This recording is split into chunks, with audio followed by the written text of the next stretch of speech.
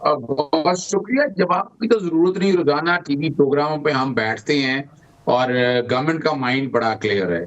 यानी हमने कोई चाँद तो माँगा नहीं था, बड़ी ब ब टीवी पे ब सुलह यानी है, बड़े लड़ाई राइटफुल होती डिमांड। तो फिर तो मैं कहती हूँ मसला ही आता है, पाकिस्तान का हल हो जाता। हम रोज बैठ के शो करते हैं नहीं, 6 नहीं, से नहीं, 10। नहीं। देखिए देखिए, अगर पॉज़िटिव माइंड होता, अगर ये स्टेट्समैन होते और अगर ये दगाबाज ना होते और अगर ये वाक़ई चाहते हैं कि मुमलकत पाकिस्तान से प्यार था, तो इनको तमाम इकाइयों को इकट्ठा लेकर चलना चाहिए था। अच्छा। पाकिस्तान तहरीक-ए-इंसाफ के साथ 2.5 सालों से जो ज़ुल्म हो रहा है, जो फसाइयत हो रही है, इस पे तो ये शादियाने बजाते रहे हैं।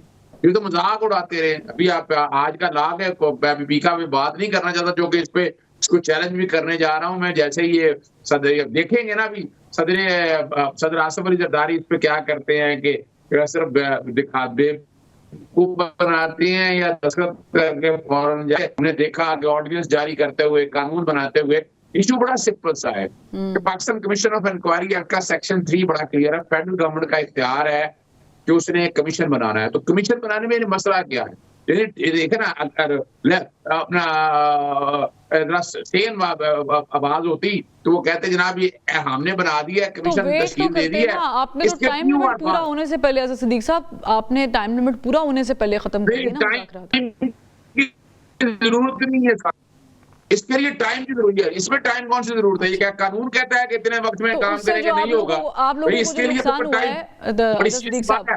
आप लोगों पे मलबा गिर गया कि ये लोग फिर मुज़ाकरात से हमारा भाग कोई गए। नुकसान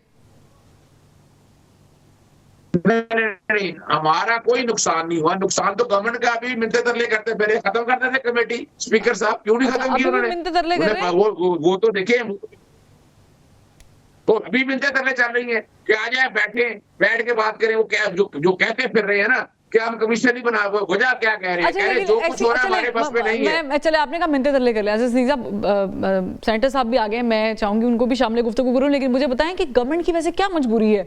हुकूमत उनके पास है, ताकत उनके पास है, एक पेज पे वो भी हैं, ठीक है, जैसे कभी आप भी हुआ करते थे, तो फिर वो इतने ज़्यादा क्यों अंडर प्रेशर हैं कि आप लोगों से बातचीत करें? देखिए, वजह ये है कि हम एक पेज पे, इस तरह के एक पेज पे नहीं थे, जिस तरह के ये एक पेज पे हैं। ये पेज के नीचे गिर गए हुए हैं। हम तो चले एक पेज पे बराबरी की सतह पे खड़े थे। ये अच्छा। तो उस पेज पे है ही कोई नहीं है। यानी इनके पास है क्या? ठीक 26वीं है। आईनी तरमीम का मुसवदा कहाँ से बन के आया? सारे को पता है। फिर अभी ये पीका और जो अमेंडमेंट एक्ट है, ये कहाँ से बन के आया? ये तो मैं ठीक। उनके नाम नहीं मैं लेना चाहता। उन सबको उन्होंने कहा ये हमारी मजबूरी है। हम देखिए, हमने एक पेज पे होना कोई बुरी बात मैं नहीं समझता। वो होते रहे एक पेज के ऊपर। लेकिन आप कौम की तरफ देखें, आप जमहूरी रवायात की तरफ देखें। आप चाहते थे तो एक मुश्किल काम थी। इस पे अपना सेक्शन 3 के तहत Pakistan commission of merit tribunal तश्कील दे रहे थे। ठीक। दोनों का ट्राइब्यूनल तश्कील दे रहे थे। एक बहाना बनाना कि जनाब अदालतों में मैंने पेंडिंग सर पड़ा है। मजबूरी पूछी देखिए है, मजबूरी क्या है वो मुझे बता दें, मजबूरी है भी कि नहीं है कोई? हाँ, उनकी मजबूरी ये है कि अवाम में जूते पड़ रहे हैं ना, अवाम में पजीरा ही नहीं है। अच्छा। वरना जलसे जुलूस करें ना, जाकर पता लगे ना कि 85% अवाम जो है वो पाकिस्तान तहरीक-ए-इंसाफ के साथ खड़ी है। कल ठीक है, कल चले अभी आप देख कह रहे हैं कि अवाम में मकबूलियत नहीं है, मुस्लिम लीग नून या हुकूमत कह लूं मैं, सेंटर साहब, वो अपनी मकबूलियत गेन नहीं कर पाए। मैं चाहूंगी मैं सेनेटर साहब को, ठीक है, मैं बात समझ गई हूँ आपकी आज़ाद सिद्दीक़ साहब, सेनेटर साहब को। जी जी, एक बात, सिर्फ एक बात। देखिए, टिकटॉक पे तस्वीरें बना के, वीडियो बना के फाइल नहीं हल होते।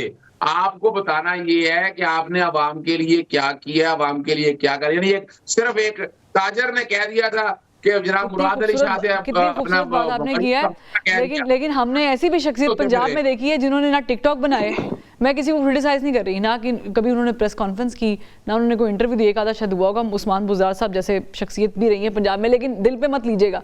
सेंटर साहब, मुझे बताएं कि शिबली फराज साहब अभी भी कह रहे हैं एक बार जुडिशल कमीशन बना दें, वापस आ जाएंगे बात करने का, यानी मशरूत कर दिया है। क्या प्रॉब्लम क्या है? आप लोग क्यों अंडर प्रेशर है, जैसे आज़ाद सिद्दीक़ साहब कह रहे हैं? सबसे पहले तो मैं आपको मुबारकबाद देना चाहता हूँ कि जो अपना ट्रम्प गवर्नमेंट है, पहली दफा जो नई गवर्नमेंट बनी है, उसका आज एक हाई लेवल डेलीगेशन है पाकिस्तान में सरमायाकारी करने के लिए, और डिफरेंट किस्म के लोगों से मीटिंग्स कर रहे हैं।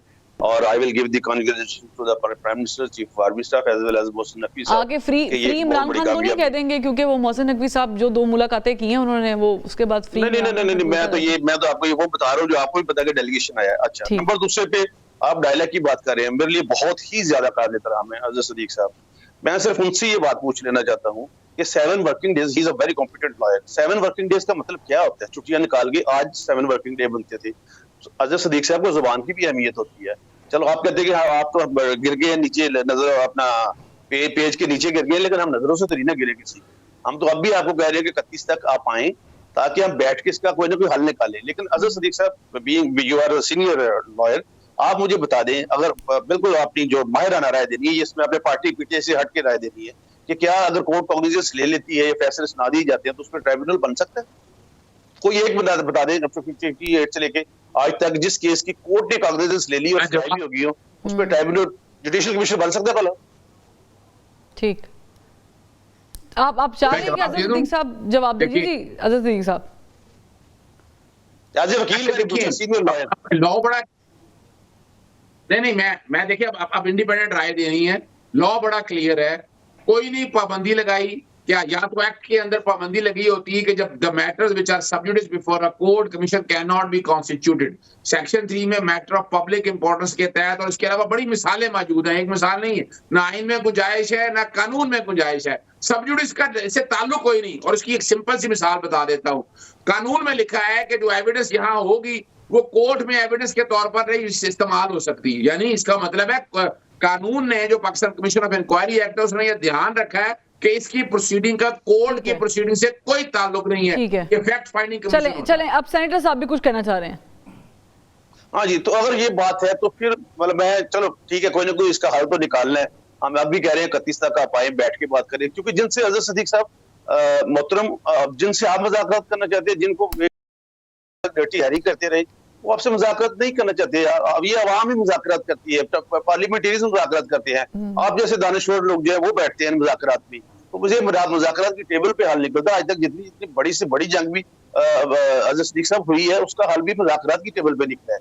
तो हम तो इसलिए जा रहे हैं आखिरी हफ्ता 31 तक, ताकि कल को मलबा ये हम पे ना गिरे कि हमने तो फिर उसके लिए तो सेनेटर साहब टेक्निकली फिर आप लोगों को आज जवाब दे देना चाहिए था, जो भी आपकी सब कमेटी ने जवाब बनाया था, तैयार किया था। वो हम अभी नहीं, हम देखिए, ये स्पीकर साहब ने कमेटी बनाई, इन्हीं के कहने पे कमेटी बनी। लेकिन प्रॉब्लम ये है कि मिस ये जब हमारे साथ बात करते हैं बात और होती है, जब ये बानी के पास जाते हैं वहां से इनको आगे से एटीट्यूड फर्क मिलता है, ये आगे वो दूसरी बात कर देते हैं। मिनिस्टर अली गौर ने उस वक्त तक किसी को भी नहीं पता था, इवन इनकी अपनी कमेटी को नहीं पता था, और उन्होंने ऐलान कर दिया कि मुज़ाकरात खत्म होगी। 7 वर्किंग डे सिर्फ अजहर सदीक साहब से पूछे। अच्छा सदीक साहब, आप लोग क्यों इंडिसाइसिव? अब जैसे आप लोगों ने अली अमीन गंडापुर साहब को हटा दिया, आपने जो भी वजूहत बताई, जी इंतजामी मामला थे, ये मामला थे, लेकिन यूं महसूस हो रहा है कि आप लोग अब उखाड़ पिछाड़ करके कोई एक नया बयानिया निकालने की कोशिश कर रहे हैं। क्यों कर रहे हैं आप लोग इतने इंडिसाइसिव क्यों अपने डिसीजंस के साथ?